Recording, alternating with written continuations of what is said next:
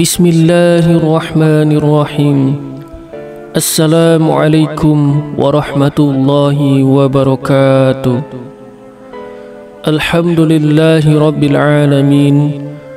Allahumma salli wa sallim wa barik ala sayyidina Muhammad wa ala ali sayyidina Muhammad.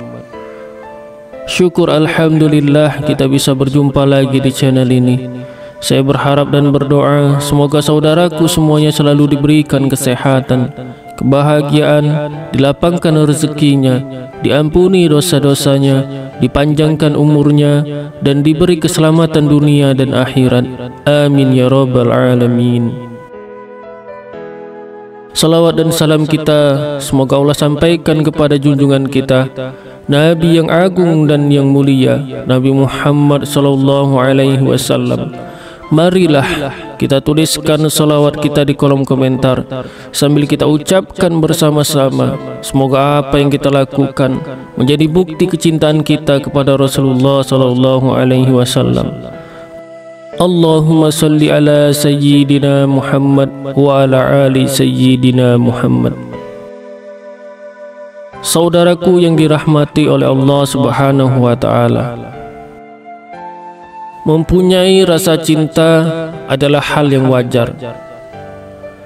Namun, jika rasa cinta itu ditujukan pada seorang yang sudah beristri, merupakan hal yang tidak wajar dan tidak dianjurkan dalam Islam, karena hal tersebut secara tidak langsung akan menyakiti hati istri jika ia tahu. Berbeda halnya dengan seorang laki-laki yang sudah beristri dan ingin menikahi perempuan lain hanya untuk menjaga harkat martabatnya. Di sisi lain, istrinya juga mendukung. Itu berbeda cerita. Tapi jika dipikir-pikir, wanita mana yang rela suaminya berbagi cinta dengan wanita lainnya? Saudaraku yang dirahmati Allah Subhanahu wa taala, seperti apakah hukum Islam tentang mencintai suami orang? Cinta menurut Islam merupakan hal yang dihalalkan, asal bisa mengendalikan dan tidak memberikan cinta tersebut secara berlebihan. Karena cinta paling besar seharusnya hanya kepada Allah Subhanahu wa taala. Semua yang berlebihan itu dilarang dalam Islam. Mencintai suami orang dalam Islam bisa berujung zina karena dipenuhi dengan hawa nafsu. Contohnya saja zina mata, karena setiap bertemu selalu ingin menatapnya lama dan tidak ingin berpaling dari pandangannya. Allah Subhanahu wa taala berfirman, "Dan janganlah kamu mendekati zina. Sesungguhnya zina itu adalah suatu perbuatan yang keji dan suatu jalan yang buruk." Quran Surat Al-Isra ayat 32. Dikutip dari kitab Az-Zawajir an Iqtiraf Al-Kabair oleh Imam Al-Haythami, dijelaskan bahwa perilaku atau tindakan yang memicu rusaknya hubungan seorang suami dengan seorang istri ialah sesuatu yang bisa dikatakan haram hukumnya. Tindakan tersebut sudah dikategorikan dalam dosa besar. Mengenai pernyataan yang dikutip tersebut juga diperkuat dengan penjelasan yang ada pada hadis berikut ini dari Abu Hurairah radhiyallahu anhu. Mengenai hal tersebut, Rasulullah sallallahu alaihi wasallam pernah bersabda, "Barang siapa menipu dan merusak hubungan seorang hamba dari Tuhannya, maka ia bukanlah bagian dari kami. Dan barang siapa merusak hubungan seorang wanita dari suaminya, maka ia bukanlah bagian dari kami." Kemudian Rasulullah sallallahu alaihi wasallam juga bersabda, "Tidak halal bagi seorang wanita meminta kepada suaminya agar sang suami mencari wanita lain yang menjadi istrinya dengan maksud agar sang wanita menempati piringnya. Sesungguhnya harganya adalah apa yang telah ditetapkan untuknya." hal-hal yang bisa dianggap merusak hubungan antara suami dan istri, juga termasuk tindakan-tindakan tidak terpuji seperti berikut ini. Yang pertama, melakukan guna-guna dengan bantuan paranormal. Perbuatan ini merupakan suatu perbuatan syirik dalam Islam yang pada dasarnya sangat dibenci oleh Allah Subhanahu wa Ta'ala karena menduakannya. Di masyarakat, perbuatan ini sudah tidak asing lagi di telinga. Meminta bantuan paranormal untuk memikat hati suami orang lain termasuk dosa besar dalam Islam. Rasulullah SAW bersabda, barang siapa mendatangi peramal lalu mempercayai apa yang dikatakannya, maka solatnya tidak diterima selama 40 hari. Hadis riwayat Muslim. Yang kedua, merencanakan dan merancang fitnah. Perbuatan ini sudah banyak dicontohkan pada tayangan-tayangan televisi yang berguna untuk mengingatkan dan memberikan pesan moral agar tidak melakukan tindakan kurang baik tersebut. Merencanakan dan merancang pertemuan untuk menunjang perbuatan fitnah ini sangat berbahaya, karena fitnah dalam Islam sudah jelas-jelas dilarang. Banyak wanita yang rela melakukan apa saja demi mendapatkan laki-laki yang dicintainya, bahkan suami orang sekalipun. Allah Subhanahu wa Ta'ala berfirman dalam Quran surat Az-Zumar ayat 32, maka nyatalah bahwa tidak ada yang lebih zalim dari orang yang mereka-reka perkara yang dusta terhadap Allah dan mendustakan sebaik-baik kebenaran itu disampaikan kepadanya. Bukankah telah diketahui bahwa dalam neraka jahanam tersedia tempat tinggal bagi orang-orang kafir? Kemudian dalam Quran surat Asy-Syu'ara ayat 221 sampai dengan 223, Allah Subhanahu wa Ta'ala berfirman, maukah aku beritahukan kepadamu kepada siapakah setan-setan itu selalu turun? Mereka turun ke tiap-tiap pendusta yang berdosa, yang mendengar sungguh-sungguh apa yang disampaikan oleh setan-setan itu, sedangkan kebanyakan beritanya adalah dusta. Kemudian yang ketiga, memaksa untuk dinikahi dengan modal fitnah. Perbuatan yang sering dilakukan oleh wanita dengan mencoba memerangkap seorang pria agar bisa menekan suami orang untuk menikahinya, termasuk perilaku yang sangat tidak terpuji.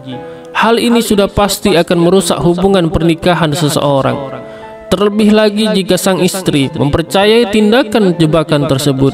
Dengan melakukan perbuatan ini, wanita akan tampak tidak mempunyai harga diri dan merendahkan dirinya sendiri. Masih banyak calon imam di luar sana yang jauh lebih baik dan pantas untuk mendampingi. Mengapa harus suami orang yang dikejar? Allah Subhanahu wa Ta'ala berfirman, fitnah itu lebih besar bahayanya daripada pembunuhan. Quran surat Al-Baqarah ayat 217. Lalu yang keempat, mendoakan hal-hal yang buruk. Berdoa hal-hal buruk untuk orang lain tidaklah baik. Doa yang buruk juga tidak akan dikabulkan oleh Allah Subhanahu wa Ta'ala. Bersenang-senang di atas penderitaan orang lain adalah istilah yang tepat untuk hal ini. Wanita yang mencintai suami orang lain pasti akan memanjatkan doa agar hubungan rumah tangga orang lain rusak dan bahkan berujung pada perceraian, sehingga ia akan berpeluang besar mendapatkan cinta dari suami orang tersebut. Allah Subhanahu wa Ta'ala berfirman, dan manusia berdoa untuk keburukan sebagaimana ia berdoa untuk kebaikan, dan adalah manusia bersifat tergesa-gesa. Quran surat Al-Isra ayat 11. Kemudian dalam Quran surat Yunus ayat 11, Allah Subhanahu wa Ta'ala berfirman, kalau sekiranya Allah menyegerakan doa keburukan bagi manusia sebagaimana permintaan mereka untuk menyegerakan kebaikan, pastilah diakhiri umur mereka. Kemudian yang kelima, melakukan tindakan merayu. wanita yang mempunyai hobi merayu, sama halnya dengan merendahkan diri sendiri di hadapan laki-laki. Kesannya juga murahan dan tidak mencerminkan wanita yang solehah, yang selalu menjaga setiap perilaku yang ia lakukan. Terlebih lagi pada lawan jenis yang bukan muhrimnya. Ini sudah menjadi kewajiban seorang wanita untuk menjaga tindakan atau perilaku agar tidak termasuk pada golongan wanita yang tidak baik. Kemudian yang keenam, memancing komunikasi berlebihan dengan suami orang. Zaman sekarang ini sangat dimudahkan dengan adanya kemajuan teknologi. Komunikasi sudah sangat mudah dilakukan melalui pesan singkat seperti WhatsApp dan media sosial lainnya. Hal ini seringkali dimanfaatkan untuk perbuatan yang kurang baik, seperti menggoda suami orang dengan mengirimkan pesan secara berlebihan dengan harapan akan mendapatkan balasan. Jika sang istri membacanya, pasti akan timbul kesalahpahaman yang bisa memicu retaknya rumah tangga. Saudaraku yang dirahmati Allah Subhanahu wa Ta'ala, berikut ini berbagai pendapat yang disampaikan oleh ulama sebagai acuan dan sumber landasan kita mengenai permasalahan hukum mencintai suami orang dalam Islam.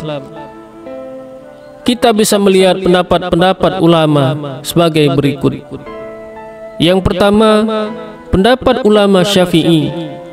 Ulama Syafi'i berpendapat bahwa seorang wanita yang mengganggu atau merayu suami orang lain serta berusaha merusak hubungan rumah tangga pria tersebut, maka diperbolehkan meminta dinikahi apabila pria tersebut sudah berstatus cerai dengan istrinya. Namun, perilaku ini bisa dikategorikan dalam tindakan fasik dan juga maksiat. Wanita seperti ini akan menanggung dosa yang sangat buruk dan wajib dipertanggungjawabkan di hadapan Allah Subhanahu wa Ta'ala. Kemudian yang kedua, pendapat ulama Hanafi. Ulama Hanafi berpendapat sama dengan ulama Syafi'i bahwa wanita boleh meminta dinikahi oleh lelaki beristri setelah laki-laki tersebut berpisah dengan istrinya. Namun perlu disadari bahwa perbuatan tersebut akan ada balasan hukuman yang setimpal dari Allah Subhanahu wa Ta'ala, serta wajib dipertanggungjawabkan di akhirat karena perbuatan tersebut tergolong zina dan merupakan perbuatan yang buruk. Kemudian yang ketiga, pendapat ulama Maliki. Ulama Maliki justru berbeda dari kedua ulama sebelumnya. Menurut beliau, apabila ada seorang wanita yang dengan sengaja melakukan tindakan yang memicu perceraian terhadap rumah tangga orang lain, kemudian ia minta dinikahi oleh lelaki tersebut yang sudah bercerai, maka pernikahannya bisa dikatakan haram.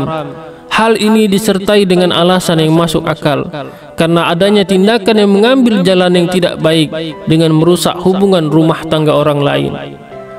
Saudaraku yang dirahmati Allah Subhanahu wa Ta'ala, kita dapat mengambil kesimpulan bahwa mengenai hukum mencintai suami orang dalam Islam sudah dijelaskan secara detail dan dikemas dengan baik.